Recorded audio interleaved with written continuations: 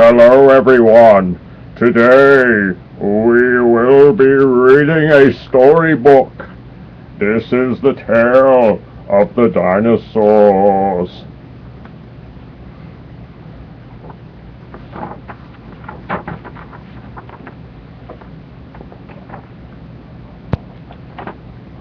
What were the dinosaurs? Back in the mists of time, there lived an extraordinary group of animals called dinosaurs. They survived for nearly 150 million years and then disappeared off the face of the earth in the most mysterious extinction ever. Many of them were gigantic, and some were no bigger than a chicken. Some were peaceful and ate only plants. Others were fierce, sharp-toothed flesh eaters. Dinosaurs were reptiles, just like the living iguana lizard on this page.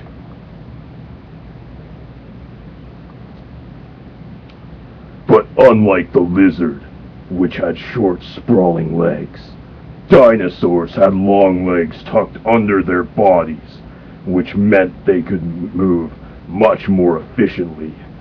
Many other reptiles shared the dinosaur world, swimming in the sea and flying in the air. But dinosaurs lived only on land. We know about them today because their bones and teeth have been preserved in rock as fossils. Early discoveries. Although dinosaur remains have been around for millions of years, people knew nothing about these extraordinary creatures until the last century. One of the first people to discover dinosaur bones was an English doctor named Gideon Mantle, who collected rocks and fossils as a hobby.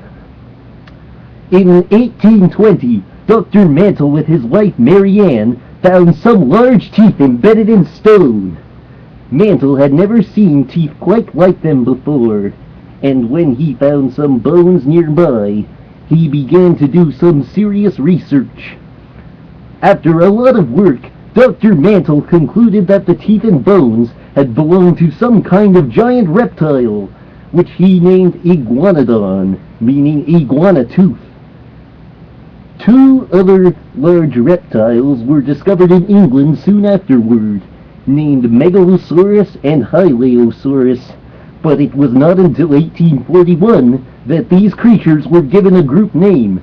Sir Richard Owen, a well-known scientist of the time, declared that they should be called dinosaurs, meaning terrible lizards. And so began a time of great excitement in the scientific world. The great dinosaur hunt began all over the world. Dinosaur landscape.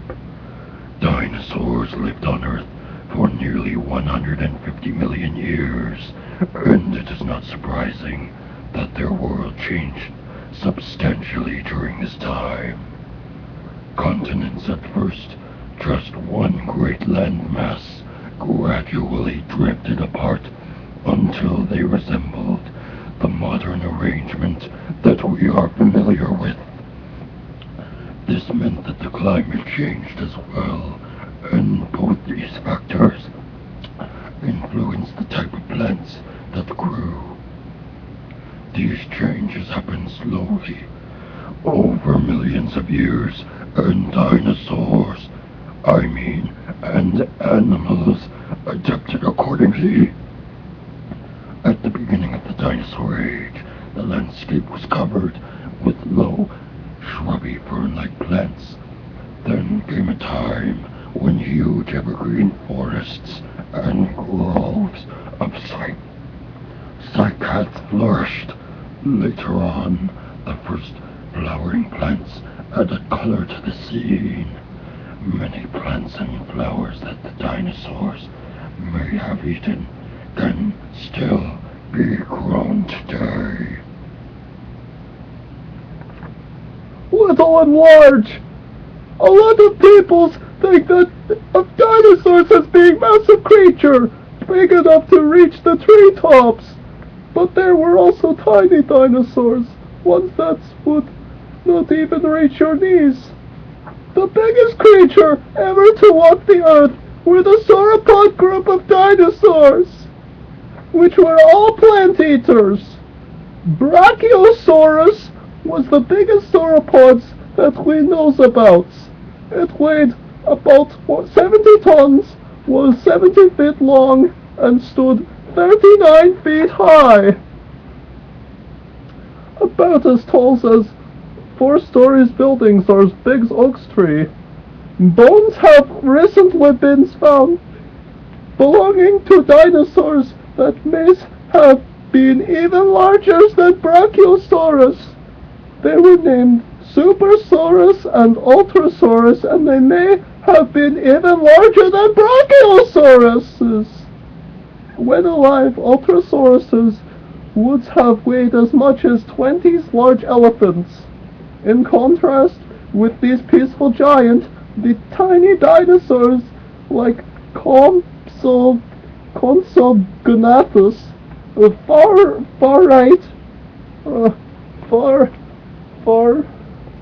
rights on these pages,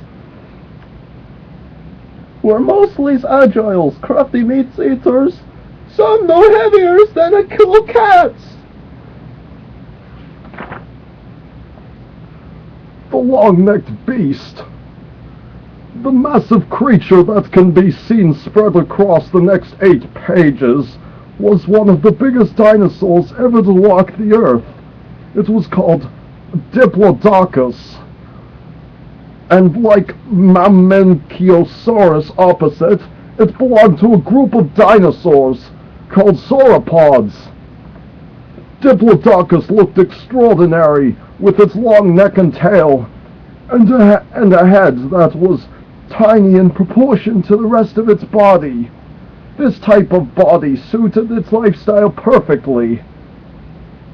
It could reach up to feet at the tops of the very tall trees, like conifers, that grew at the time. Its small head allowed it to graze on vegetation that few other dinosaurs could reach. This type of feeding needed a special type of neck, one that was strong, light, and flexible, in order to be raised and lowered easily, having stripped one area of food. It would have strolled off with its companions in search of new feeding grounds. If Diplodocus was threatened by a meat-eater, its only defense would have been its bulk and its long whip-like tail.